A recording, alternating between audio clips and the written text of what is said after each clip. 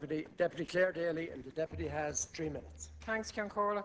I think one of the most disgusting and reprehensible speeches ever delivered in this institution was delivered by Patrick McGilligan of Cumann na Gael as Minister for Industry and Commerce in 1924, when, in responding to the outcry by Labour deputies about the fact that the old age pension was being reduced by 10%, and those deputies outlining the hardship and the horror and the starvation being experienced by families across the nation, he said, well, we have certain limited funds at our disposal.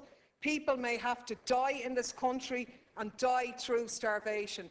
Now, that was shocking then, but I have to say it has a shockingly familiar ring to the waffle and nonsense that we have been subjected to by this government over the past number of days. Talks about challenges, difficult choices. You have made your choices. And while people may wring their hands and say, oh, it's terrible about the people driving around in West Clare for an extra €10, as Deputy McNamara reprehensibly and patronisingly did, what's his answer to those people who go out and do what he described as engage in the dignity of work?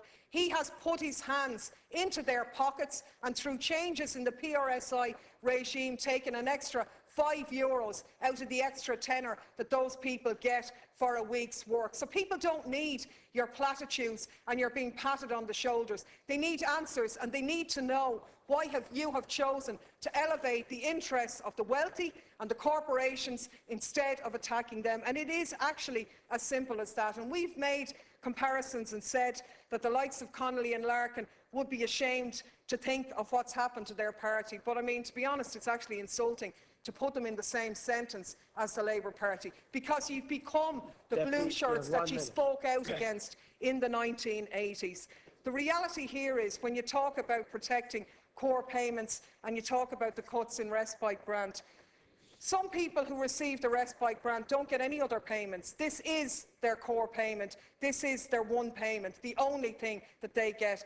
We've somehow implied that these people are some sort of a luxury or drain on the economy, where the reality is they have saved the state a fortune by their efforts and the work that they do in caring for their loved ones in the home.